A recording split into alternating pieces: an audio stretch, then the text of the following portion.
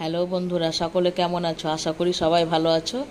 এসো আজকের রেসিপিটা শুরু করা যাক। তোমাদেরকে বোরার ঘুগনি বানিয়ে দেখাবো। তো চলো উপকরণগুলো দেখিয়ে দিই। এখানে আমি দুটো মাঝারি সাইজের আলু খুব ছোট করে চৌকো চৌকো করে কেটে নিয়েছি, দুটো তেজপাতা, একটা বড় সাইজের টমেটো, অল্প পরিমাণে ধনেপাতা কুচি করে রেখেছি, দুটো কাঁচা লঙ্কা, মাঝারি সাইজের দুটো পেঁয়াজ কুচি করে রেখেছি, পরিমাণ মতো সর্ষের তেল, পরিমাণ মতো লবণ, আর ফোড়নের জন্য পরিমাণ মতো সাদা জিরে নিয়েছি। আর আগে থেকে আমি একটা মশলার ব্যাটার তৈরি করে রেখেছি। এর মধ্যে আছে সামান্য পরিমাণের চিনি, 1 চামচ আদা বাটা, 1 চামচ রসুন বাটা, 2 চামচ জিরে গুঁড়ো, 2 চামচ হলুদ গুঁড়ো, 1 চামচ কাশ্মীরি লঙ্কার গুঁড়ো, আর 500 নিয়েছি বোরা। এটাকে আমি রাত্রেবেলাতেই ভিজিয়ে রেখেছিলাম। তোমরা রাত্রে যদি না ভিজাও 2 ঘন্টা আগে ভিজালেই হয়ে যাবে। সেটাও যদি ভুলে যাও তাহলে কি করবে, ভিজাতে ভুলে গেছি দিয়ে ঘুগনি খাবো না, তাই কখনো হয়? তো কি করবে, তোমরা জলটাকে ভালো করে গরম করে একদম ফুটিয়ে নেবে। তো এই ফুটন্ত জলেই ঘুগনিটাকে, মানে ঘুগনি তো না, বোড়াটাকে আর কি তোমরা ভিজিয়ে তখন ঢাকা দিয়ে রেখে দিবে। দিয়ে কিছুক্ষণ পরেই দেখবে তখন এই আলু টালু কাটাকাটি করে নেবে। তারপরে তখন প্রেসারে যা সিটি দাও তার থেকে 2টো সিটি বেশি দেবে, দেখবে একই রকমই সেদ্ধ হবে। তো চলো বন্ধু, এবার রেসিপিটা শুরু করে দিই। গ্যাস ধরিয়ে প্রেসার কুকার বসিয়ে দিয়েছি। প্রেসার কুকারের মধ্যে জল দিয়েছি, আর জলের মধ্যে আমি অল্প পরিমাণে লবণ দিয়ে দিচ্ছি, দুটো তেজপাতা দিয়ে দিচ্ছি। এবার ভেজানো বরবটিগুলো আমি দিয়ে দিচ্ছি। প্রেসার কুকারে আমি 2টো সিটি দিয়ে দিয়েছি। এবার কুকারটাকে আমি নামিয়ে রাখছি। দিয়ে একটা কড়াই বসিয়ে দিচ্ছি। কড়াই তেল দিয়ে দিয়েছি, তেল গরম হয়ে গেছে।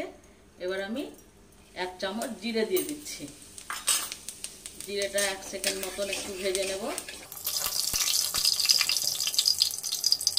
এবার আলুগুলোকে দিয়ে দিচ্ছি।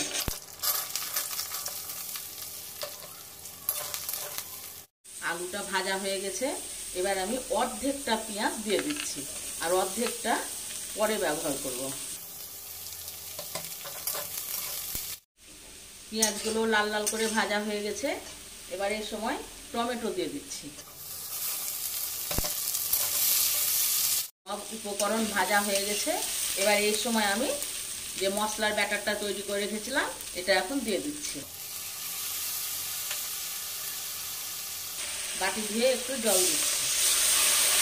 আর এই সময়তে লবণটাও দিয়ে দিচ্ছি। লবণটা একটু কম করেই দেবো, কেন সেদ্ধর সময়তে আমি লবণ দিয়েছিলাম।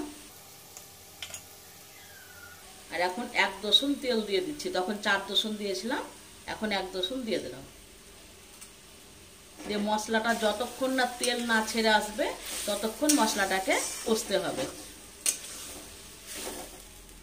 দেখো মশলা থেকে তেল ছেড়ে এসেছে। এবার এই সময় আমি যে পোড়াটা সেদ্ধ করে রেখেছিলাম, আমি 2টো সিটি দিয়েছি। এই দেখো সেদ্ধ হয়ে গেছে। এখন আমি দিয়ে দিচ্ছি এর মধ্যে।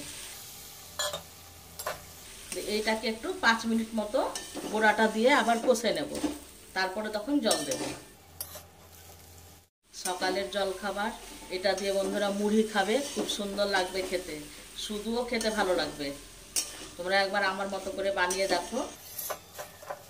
মিনিট পর ফিরে এলাম। এবার এই সময় আমি পাশের ওভেনে জলটাকে গরম করে রেখেছিলাম, গরম জল দিচ্ছি। কাঁচা লঙ্কা চিড়ে রেখেছিলাম, ওই দুটো দিয়ে দিচ্ছি। দিয়ে আবারও একটু সেই ফুটে ওঠার অপেক্ষা। বন্ধু ঘুগনিটা কিরকম টকবক করে ফুটে উঠেছে। এবার আমি গ্যাসের আঁচটাকে একদম কমিয়ে দিচ্ছি। 1 চামচ মতো আমি 1 থেকে 1.5 চামচ মতো বেসন জলে গুলে নিয়েছি, এখন দিয়ে দিচ্ছি। এই বাটিটা ধুয়ে একটু জল দিয়ে দিচ্ছি। আবার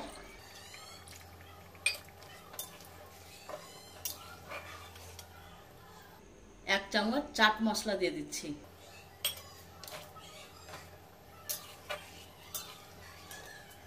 আর যে পেঁয়াজটা রেখেছিলাম অর্ধেকটা, কিছুটা মতো রেখেছিলাম, ওই পেঁয়াজটা এখন দিয়ে দিচ্ছি।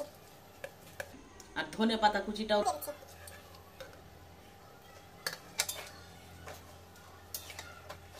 তো তোমরা আমার মতো করে এভাবে একবার রান্না করে খেয়ে দেখো তো বন্ধুরা কেমন লাগছে।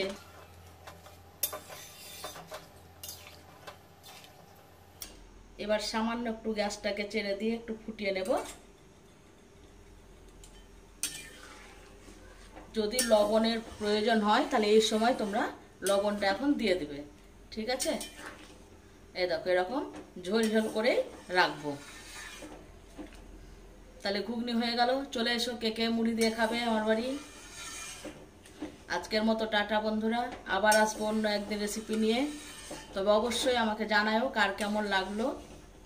গ্যাসটাকে আমি এবার অফ করে দিলাম। এবার আমি অন্য পাত্রে তুলে নিচ্ছি।